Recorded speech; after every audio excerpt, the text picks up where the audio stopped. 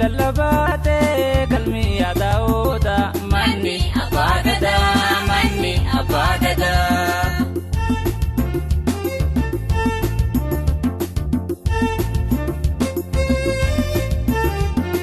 jiru nimbade bububa walaba takana rankore imi mambardiba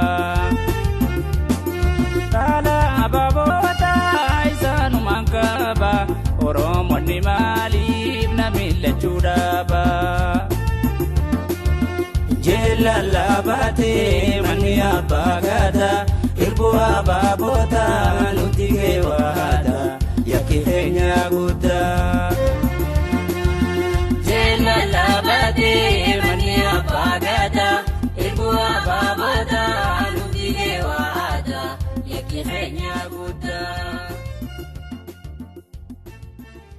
Dhaggeeffattoota sagalee Oromiyaa jaalatamoo toora bara 1991 yeroo Oromoon warra biraatilleen mootummaan mangistuudhaa cabxee biyya seenan keessatti uummata Oromootirraa gaaffii dhiyaatturraa ka'anii jaarmayoonni kun maaliif garagaraan nutti dhufanii maaf bakka tokkoon taane gaaffii jetturraa ka'anii isaanilleen gaaffii saniif owwaachuudhaaf hamma tokko dhiibbaadhaan walitti idaamuudhaaf tattaafatanii ture yookiin immoo afaan isaanii tokko godhuudhaaf tattaafatanii ture.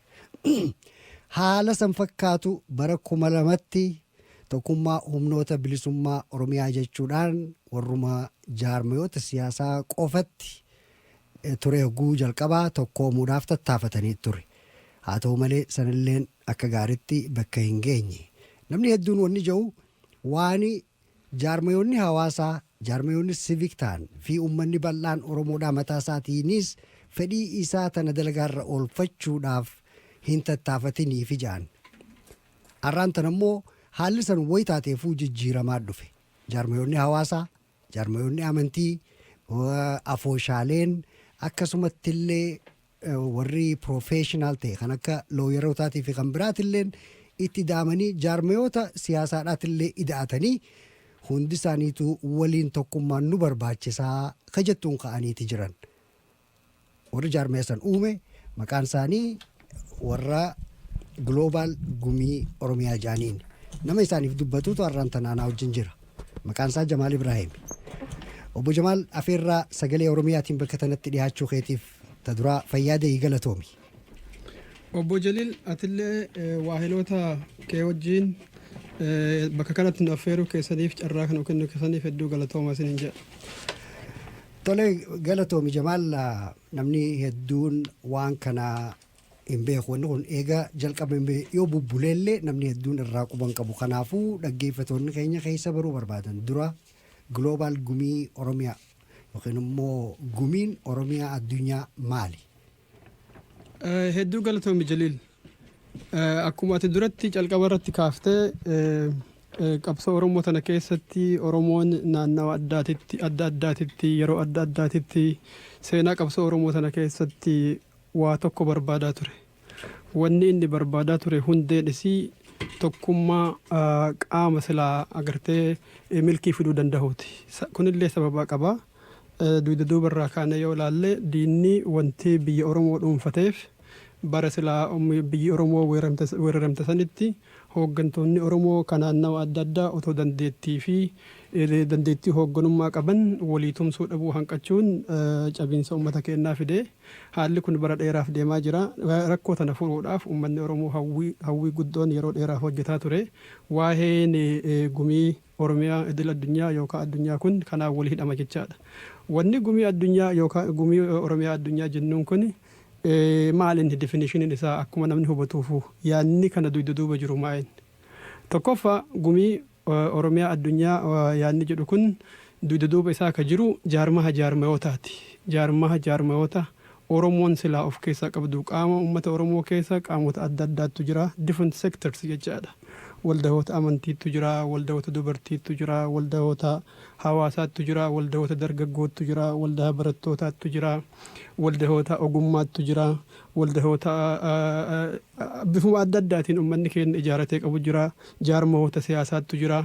Qaamonni kunniin martinuu bakka takkatti bakka bu'oota isaanii buufatanii jaarmoonni siyaasaa fakkeenyaaf dhimma kana keessatti yeroo ammaatitti hirmaataa jiran jaarmoota 9.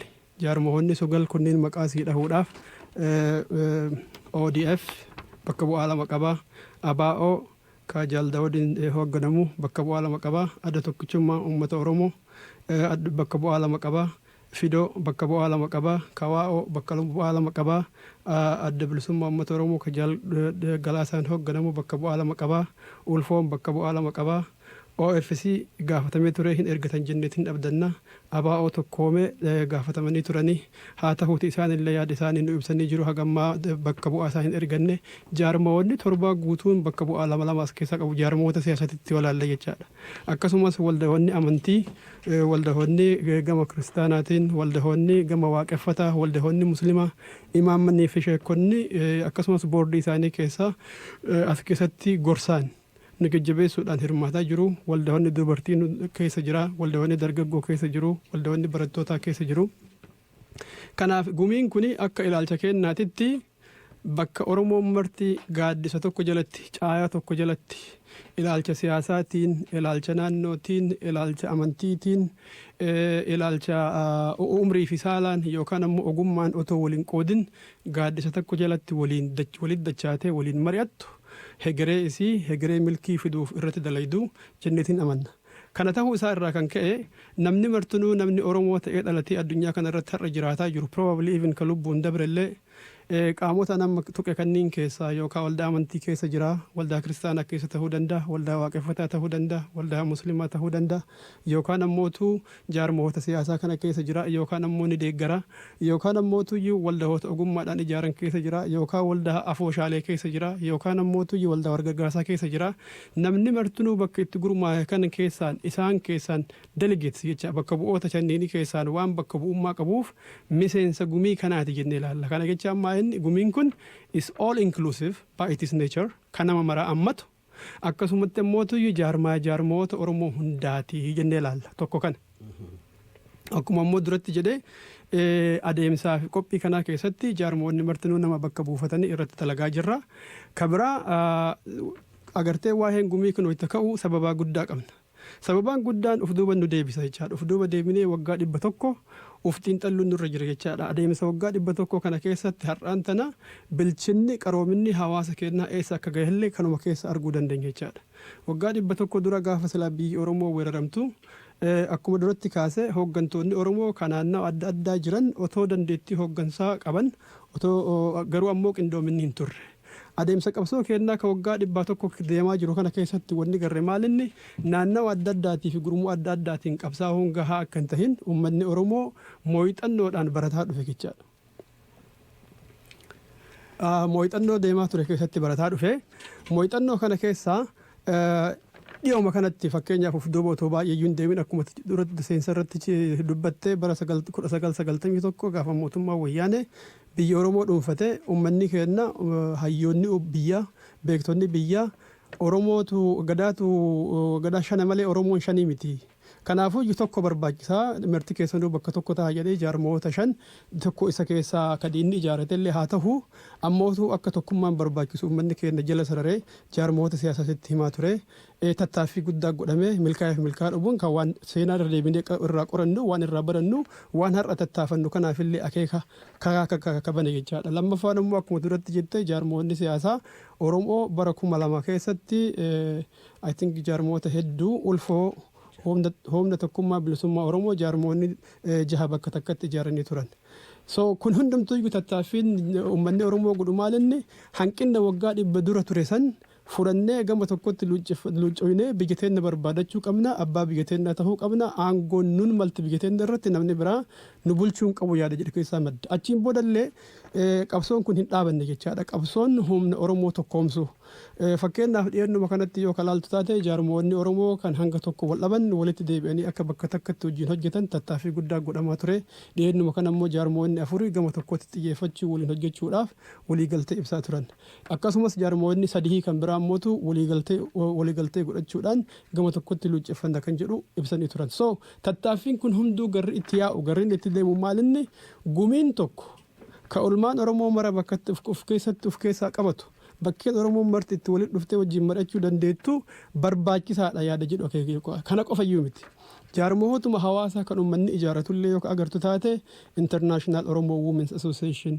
International Oromo Youth International Oromo I think International Oromo Legal Association wakka Lawyers Association jechoonni kun hundumtuu wanni akka kumaal sadarkaa addunyaatti Oromoon bakka jiru hundarraa bakka takkatti waliin ijaaramuu nu barbaachisa yaada jedhu garsiisa jechaadha so amma gumiin kuni gumii Oromiyaa addunyaa inni jedhu kun hawwii fi dambooba uummanni Oromoo yeroo dheeraa keessatti akeekaa jiru kanaa wajjin walii hidhame akkamitti Oromoonni biyya alaa jiraannu uummata keenya biyya keessatti diinni dararaa jiru kana bira dhaabanna yaada jedhuun sadarkaa addunyaatti qaamni tokkollee otoo keessaa hin hafin qaamni tokkollee otoo hin hir'atin waan barbaachisu hundaa itti guunnee koree qaba fakkeenyaaf amma gumiin kun yeroo hojjetaa jiru kana keessatti koree hir'ina guutu jedha jecha under representation yoo namni tokko yookaan naannofni tokko yookaan gosti tokko yookaan immoo ilaalchi tokko represented hin ta'e gumii kana keessatti hin mul'anne ta'e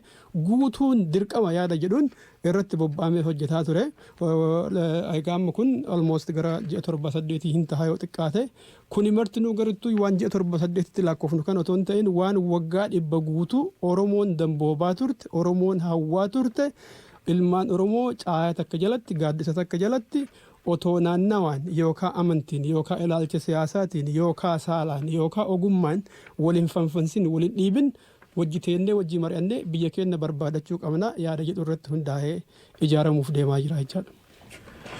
Hedduu galatoomii Jamaal waa hedduudha nuuf ibsite duba karaa itti deemu faadha qaba sababni jaarameef waan kanaaf jaaramee parpaza faa qaba akka faranjiin faan jettutti akeeka adda addaa kan lafa kaayyate faa qaba waan sanraa wani dhaggeeffatoota sagalee Oromiyaadhaatiif ibsitu yoo jiraate.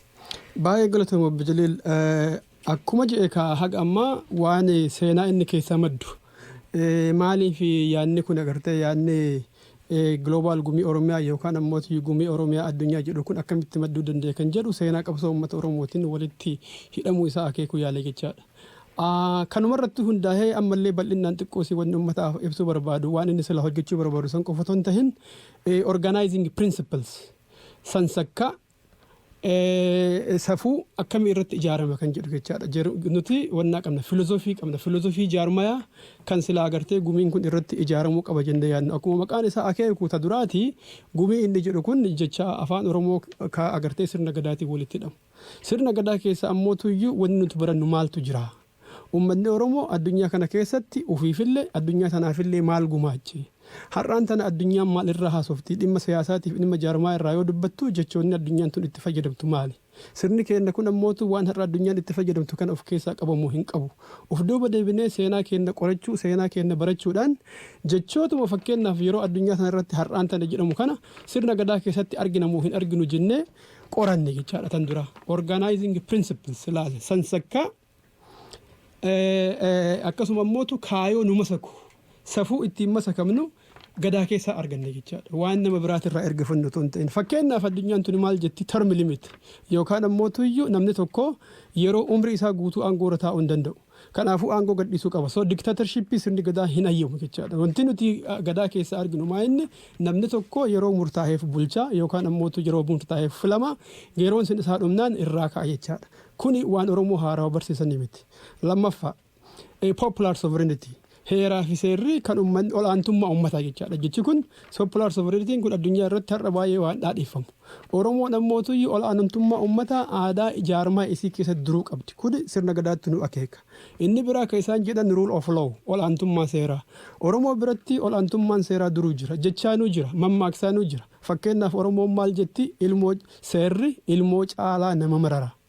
Laali ilmoo caalaa sila addunyaa kanarratti wanni nama mararu hin jiru. Garuu Oromoon ilmoo ofii caalaallee seera mararfata. Kana jechaan maali? Bakka seerri hin jirretti ilmoon isaa nagahaan jiraachuu hin dandeettu, fayyaa horachuu hin dandeettu, diinagdee yoo qabaatte hin samamti. Kanaafuu iyyuu seerri ilmoo isaatiif nagahaan jiraachuudhaafillee barbaachisaa ta'uu Oromoon duruu beeka. Kana qofaa miti har'allee wanni addunyaan jettu freedom of speech yookaan ammoo namni tokko yaada isaa bilisa tahee ibsachuu waan jedhu nutti dhaadheessan. Kun ammallee afaan Oromoo keessa yookaan ammoo aadaa Oromoo keessa duruu jira. Maali akkamitti? Fakkeenyaaf Oromoon maal jetti? Dubbii bahan dhoorganii gala dhoorgan malee. Kana jechaan namni akka barbaadetti dubbachuuf mirga qabaa jechaadha. Waan haarawaa namni nutti himee nu dhaadheessuu miti ilma keenya keessa jira. Freedom of association yookaan ammoo mirga ijaaramuu. Oromoon dhaloota irraa kaasee namni tokko gaafuma dhalate irraa kaasee iyyuu mirga ijaaramuu akka qabu qofa otoo hin ta'in akka ijaaramullee duruu akeekee sirni gadaa kun ilmi namaa ilmoon dhalatte marti waggaa 8 caasaa ijaaramaa sirna gadaa keessatti hirmaataa deemti.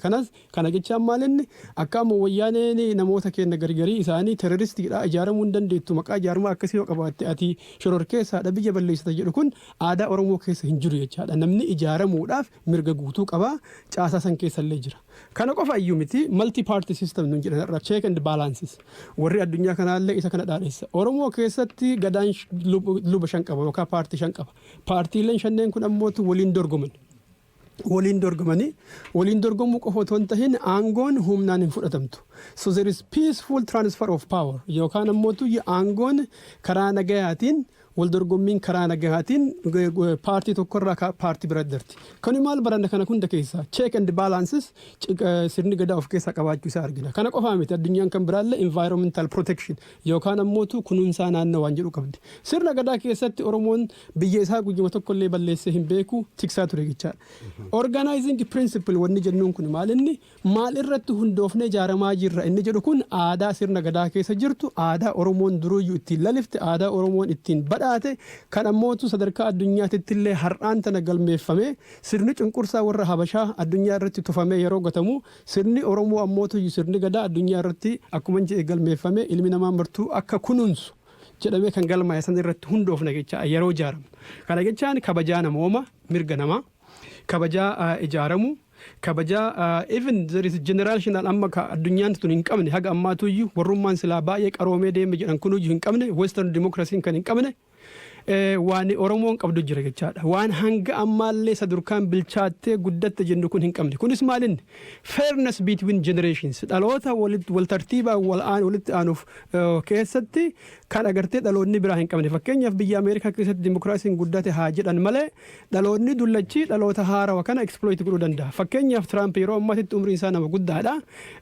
Waan jireenya addunyaa kanarra tureef qabeenya qabaachuu danda'a, waa hillan hedduu qabaachuu danda'a. Inni qabeenyaa fi wal beekumsa namaatiin dhaloota isa duuba jiru ukkaamsuu danda'a jechaadha. Sirni gadaa kanaan hayyamu.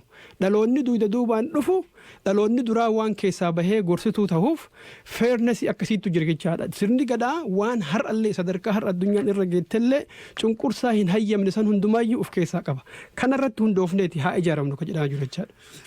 Tole reefuun taraguu naa himtu jaarmiyoota garaagaraa jaarmiyoota siyaasaa jaarmiyoota hawaasaa jaarmiyoota amantii maqaa hedduu dhadhoyti jara kana hundaatu walitti dhufatee waliin waan takka if jidduurraa jaara jechuudha hiikkaansaa bakka tana qofa uummata dhaggeeffatu kanaaf yoo naa ibsu.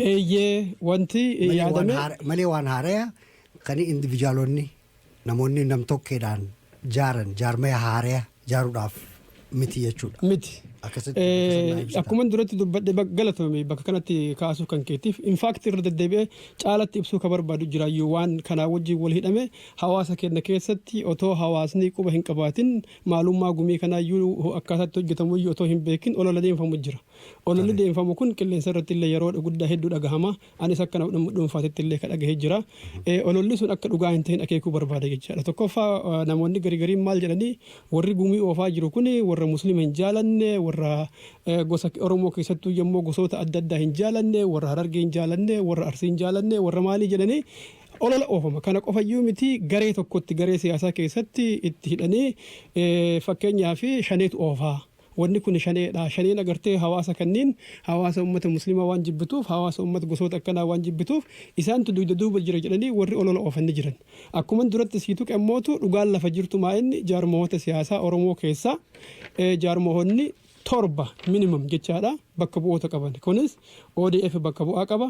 Abaa'oon Jaaldaawudiin hoogganamu bakka bu'aa qaba. Addi tokkichummaa bakka bu'aa qaba. Fidoon bakka bu'aa qaba. Kawaawwan bakka bu'aa qaba.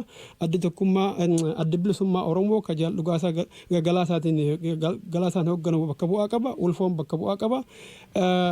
Kanaafuu iyyuu namooti kunniin hundumtuu iyyuu as keessa jiru waan haaraa waan ijaaramu otoo hin tahin jaarmootuma duraaniin jiran mataa walitti qabannee gaaddisa tokko caayaa tokko jalatti sirna gadaa irratti hundoofne haa ijaaramnu waan jedhu malee waan gurmuu tokkoon yookaan ammoo ilaalcha amantii tokkoon yookaan ammoo ganda tokkoon deemu akka hin tahin uummanni keenya sirriitti akka hubatu barbaade jechaadha galatoomii gaafii kan keetiif. Tole bareedaadha bakki wanni kun hedduu bal'aadha silaa fuuldurallee akka gaariitti ka nuuf deebiftee nuuf ibsitu waan barbaadnu hedduutu jira maaliif sababa gabaabinsa yeroodhaatiin waa hunda irratti gaafachuu hin danda'u. Duuba asitti wanni gaggeeffamuudhaaf jiraatu hoo maali? Naannoo kanatti Minnesootatti wanni gaggeeffamuu maali? Hayyee hedduu galatoom. Egaa adeemsi yeroo gabaabinne yeroo irraa kan ka'e akkuma tu jette gartee waa baay'ee kasalaa ibsuun na jiru ammallee waan ibsanatti hin fakkaatu. Duratti kaayoon silaa deemtaniif maali kan jedhu kaaftee turte. Anyway kaayoon nuti deemnuuf gabaabsumatti baay'ee gabaabasee jecha takkittiidha yoo wanna ka jennu taate uummanni biyya alaa keessa jiru kun addunyaa guutuu irraa harka wal qabate jaarmoota jiran kana maraa bakka takka waliif finnee qabsoo biyya keessatti deemaa jirtu uummata keenya bira dhaabachuudha. Uummata keenya karaa hedduun bira dhaabachuu dandeenya karaa dippiloomaasiitiin karaa ammoo qabeenya diinagdeetiin karaa yaadaatiin kanarratti hojjechuudha irri guddinni isaa jechaadha. Anyway takka takkaan yeroo biraa yoo hireenaa kennitan yeroo irra deebi'a. Gabaabatti gaa amma waan kana mataa hidhuudhaaf marii deemaa turte kana mataa hidhuudhaaf April 14, 15, 16 beellama qabna jechaadha. Minisootaatti taha. Minisootallee sababa filanneef qabna. Uummanni Oromoo bal'inaan inni biyya alaatti qubatee jiraatu Oromiyaa xiqqoota jedhamtu Tiwunsiitii yookaan immoo magaalaa isteeta Minisootaa kana waan ta'eef bakka uummanni Oromoo bal'inaan jirutti isa keessa dhaynee isaa wajjin marannee isaa wajjin teennee dhaamsa isarraa dhaggeeffannee achitti gurmeessuun Oromiyaa guddoo nu barbaannu saniif itti hajamnu saniif mallattoo guddaa ta'a yaada jedhuun irraa as magaalaa Minisootaa kanatti ta'uuf deema walgahiin guyyaan isaa April 14 irraa jalqaba haga 16tti deema. Baatii dhufti jechuudha. April baatii dhufti yaa. Eebila 14, 15, 16 guyyaan duraa walgahii uummataati. Walgahii uummataa ka gaafa duraa kana keessatti inni guddaan irratti xiyyeeffannu glorifying the Oromo past and current. Waan uummanni Oromoo addunyaa kanarratti hojjetaa ture seenaa boonsaa uummanni Oromoo qabu keessattuu sirna gadaatiin keessaa arginu jechaadha. Irra walirraa barachuu walirraa dhageeffachuu kaka'umsa guddaa hegereedhaaf nu tolu irratti xiyyeeffachuudha. Kanaa wajjin wal hidhame hegeree maal hojjechuu barbaanna kan jedhu keessa jira. Guyyaan lammaffaadhaan mootuyyuu marii haga ammaa deemaa turte kana keessa dookumentiilee adda addaa ka qophaa'ee jira. Dookumentiin bu'uuraa irratti hundoofnee bu'uuressinu caasaa isaa akkasumas immoo heera bulmaataa isa kana walitti dhufanii guyyaa san raggaasisuudha. Guyyaan sadaffaa immoo ammallee public meetingidha. Uummataa fi walgahii uummataati. Uummanni guutuun achirratti dhiyaatee dhaamsa qabu, gaafii qabu, gorsa qabu, yaada qabu. Warra silaa hegereedhaaf hojjetuuf akka kennu bakkeen immoo walgahiin itti ta'u lakkoofsa dubbisaa 22 duwwaa duwwaa Freeway Boulevard Brooklyn Center Minnesota 554 duwwaa Double Tree at the Hilton. Irra deebi'aa. Teessoo san irra deebi'a. Crown Plaza jecha jaamaa ture manni bakkisan. Irra deebi'a lakkoofsa irra deebi'a. 22 duwwaa duwwaa Freeway Boulevard Brooklyn Center Minnesota 554 duwwaa Double Tree at the Hilton. Akkuma obbo Jaliil jedhe dur Crown Plaza bakka jedhamu ture achitti namni martinuu akka nu argamu guyyaa san immoo uffata aadaa waan Oromummaa bareechisu waan Oromiyaa bareechisu namni martinuu uffatee akka dhufu asumaan dhaamsa dabarsuu barbaada. Ayyee galatoomii dhaggeeffattoota sagalee Oromiyaa jaallatamoo wanni asii olitti dhaggeeffachaa turtan bu'uureessuu Global Gumii Oromiyaadhaa kan Minneapolisitti ta'uudhaaf jiraatu irratti obbo Jamaal Ganamoo dubbataan isaanii nu wajjin haasawaa ture. Galatooma obbo Jaliil.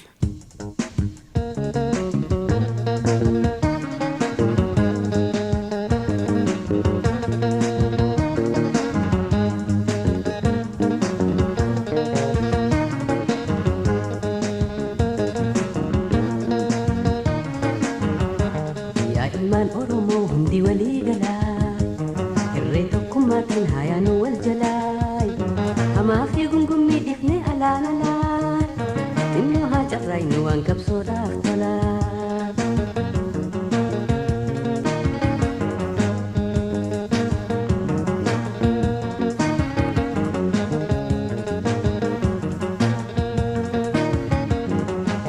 hundaan beekan taanu kottaa wal gorfannaay wal tuffii lakkifnee walirraa barannaay hundaan beekan taanu kottaa wal gorfannaay wal tuffii lakkifnee walirraa barannaay gargar faffacaanee diinaatuun santaanuy irree tokkummaatiin gamtaan haa jaarannu yaa ilmaan Oromoo hundi walii galaa irree tokkummaatiin hayaanuu wal jalaa hamaa fi gungummii dhiifnee alaan alaa innoo haa carraaynu waan qabsoodhaaf tolaa.